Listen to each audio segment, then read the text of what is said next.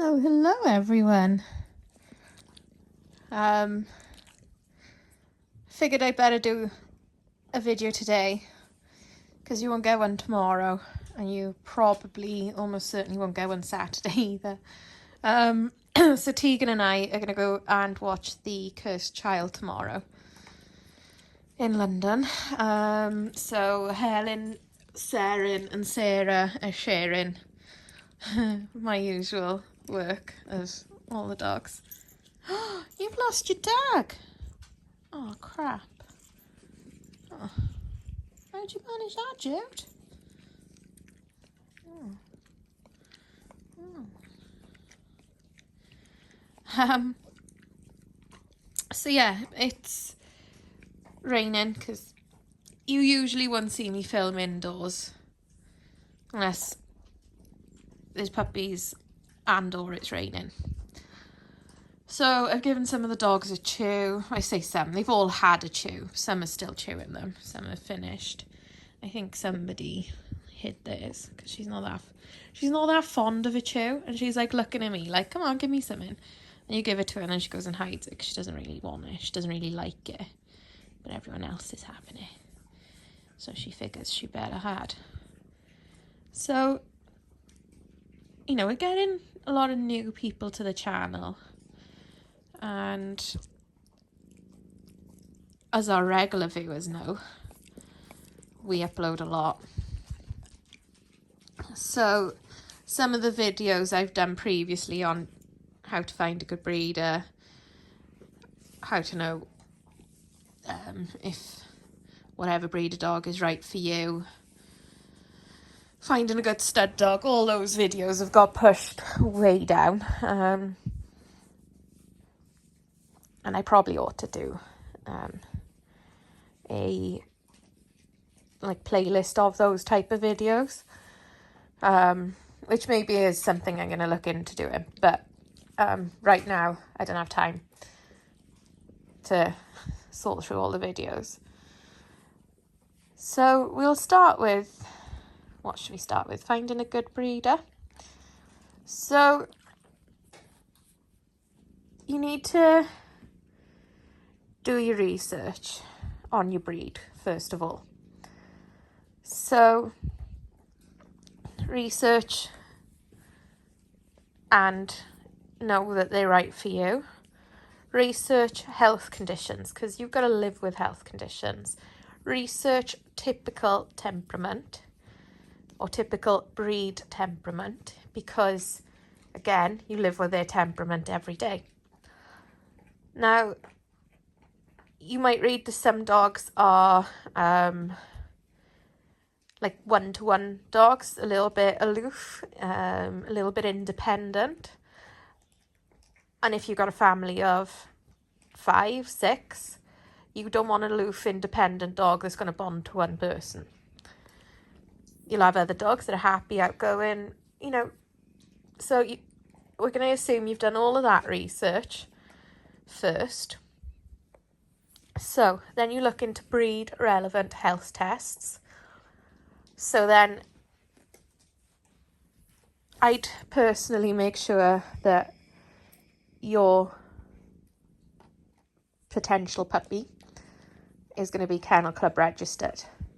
So that's easy enough to find out if they're already born.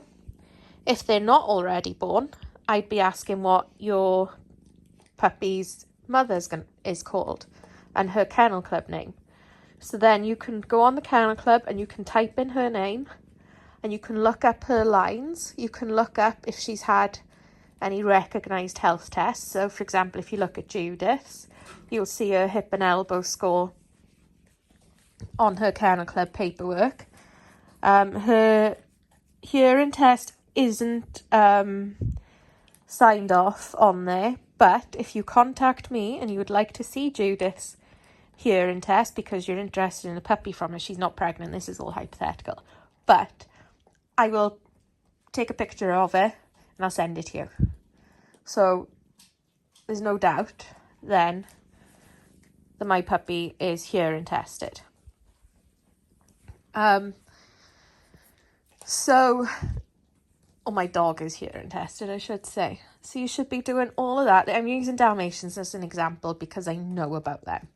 Now, I know with Labradors, they need to be hip and elbow scored. They have massive issues with hip and elbow dysplasia.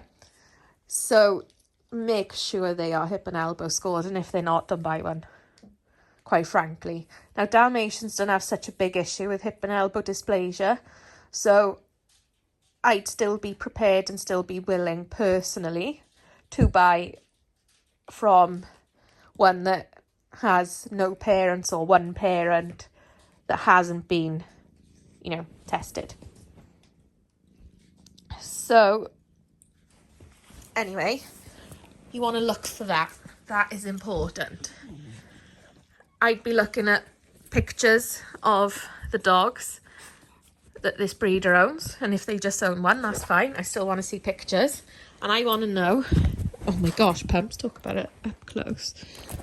I want to know where that dog lives. I want to know what you do with that dog. And if they've got a social media account, spend the time and look through it. And when I say look through it, look all the way through. Judith is going to do a big growl in a minute because she's obviously hidden her chew over there and Pod's looking.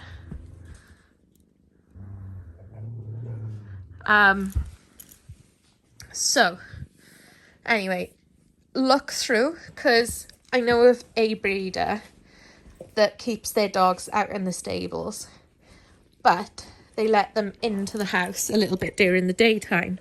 So they've started only taking pictures when those dogs are inside or like out in the field. But if you look through the social media enough, you'll see that the dogs live outside and the puppies are born and raised outside in the stables. So personally, never buy one that has been born and raised outside. Because it makes out for nervous dogs and poorly socialised dogs, and socialised to things like the vacuum cleaner, the washing machine, the television, the comings and goings of a house. It'll take them even longer to settle in with you because they're not used to the comings and goings of a house, not used to being indoors. They're not used to the heat from being indoors as well. Jude, shut up! So have a look at that and, really look through their social media. Be a bit of a detective. Ask them what stud dog they're going to use. And then have a look if you can find offspring from this stud dog. You might not, because it might be their first litter. But if that's the case, it's raining. And Pumpkin thought she could have a sneaky wee on a dog bed instead of asking to go outside. So Pumpkin's outside, so I'm just waiting for her to come back in. So anyway, try and do a bit of research on the stud dog, its lines. Now, you might not know anything about lines because it takes time to learn and it takes the right people to teach you, because it's not going to be public knowledge that this dog passes on a nervous temperament. These lines are aggressive. This line has trouble with this health problem. That line has, all of that stuff. That takes time to learn. And, it also takes somebody being honest about what's going on in those lines. We know what they know. But do as much research as you can on the parents of your potential puppy, and if you can, look further back into the pedigree, because no dog is perfect, no litter of puppies are perfect. There will always be the odd issue crop up with a puppy now and again, but what you don't want is consistent issues with more than one puppy out of a litter. If one puppy turns out to be a bit nervous, but the rest are outgoing and really confident, then the nervous puppy is the outlier. It's not like typical then of that breed of that particular line. It's just one of those things. So do your research is basically it. And you know, this day and age, Google, social media, and don't just look on one social media platform, look on a few. Look at Instagram, look at maybe YouTube, look at Facebook, all of those. And do a bit of digging. So sorry, the barking is Ilva. So Ilva's got to be crated in a different room when the cats are in. So yeah, do your research on all of that stuff. And then also look at what they do with their dogs. Not just the owner of the bitch, but the owner of the stud dog too. Are those dogs just cash cows? Or does the breeder do stuff with them? And it doesn't have to be showing. It doesn't have to be obedience, working trials. You know, it can be anything. But is that dog part of the family? Do they go places with that dog? Can they take that dog places? Or has that dog got such a dodgy temperament, whether nervous or reactive, that they can't even take it out in public, or very rarely take it out in public? It's not always possible to meet the parents before the mating because of locations. You know, if you live a long way away, you might have to wait till the puppies are born before you can go and visit. But you should visit once, at least once.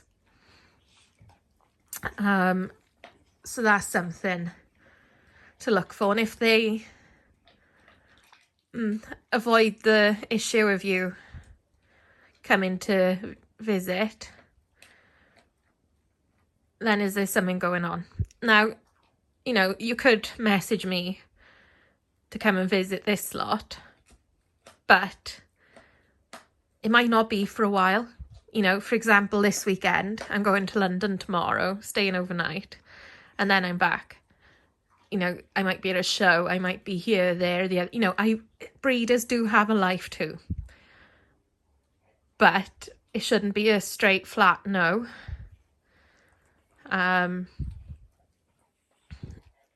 So, yeah, if people come and visit, not only that, like, I might be doing something, but Helen is usually here too, because, you know, obviously you don't want strangers coming to your house necessarily when you're on your own.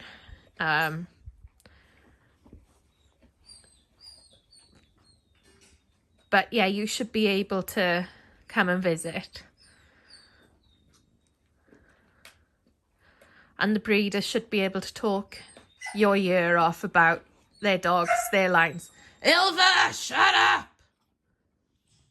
I hate barky, whiny dogs. Drives me insane. And she can't be in a crate in this room, in case you're wondering, 'cause she'll just still bark her head off at the cat. And she can't be loose. Oh, Pumpkin's like, what are you doing there?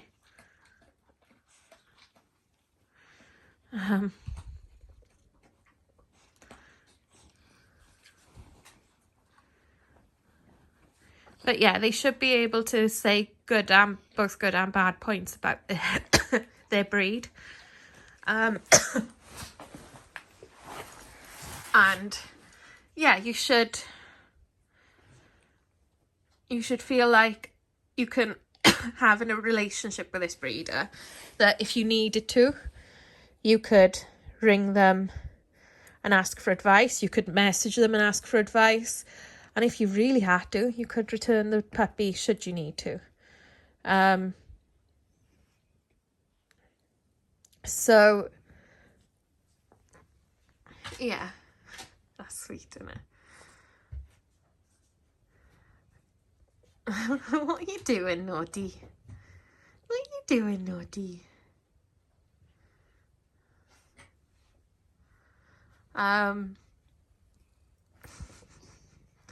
Yeah, you know, and most breeders don't do the social media to the level I do, which is fine because it's a lot of work, it's a lot of effort.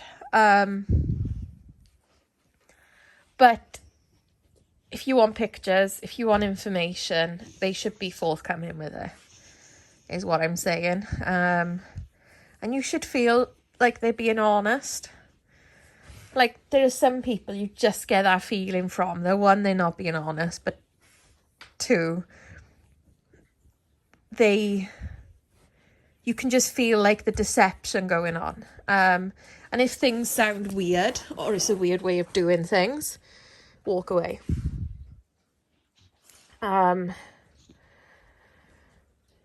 If there's not a puppy contract, walk away.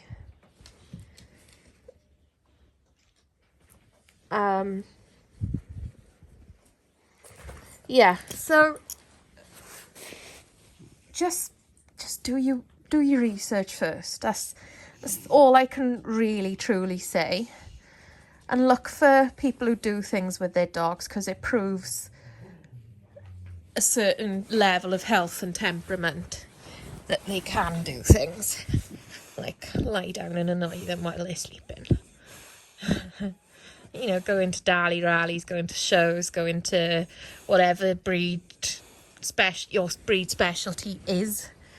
You should be able to, you know, do it. Like, for example, say you've got a Labrador and you want a Labrador and you want to do field trials with it. Look for lines that have got dogs that currently compete in field trial, because that proves that they can do it.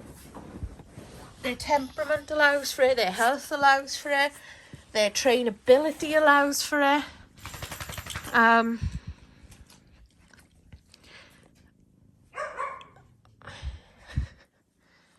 So yeah, anyway, this has been a long video of me rambling. But yeah, different breed clubs have a puppy list, but that doesn't mean that good breeders or the only good breeders are on there, because some breeders aren't a member of their breed club, but they are a good breeder. The Kennel Club Assured Breeder Scheme, again, John Bamboo Snarler.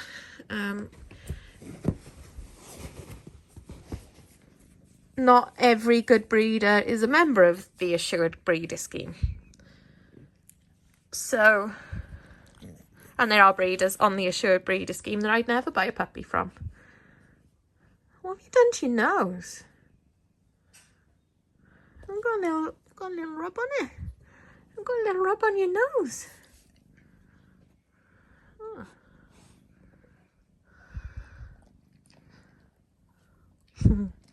So, yeah, basically the message is do your research and spend your time doing your research, because in the long run it's worth it. So yeah, anyway, see you all soon. Bye.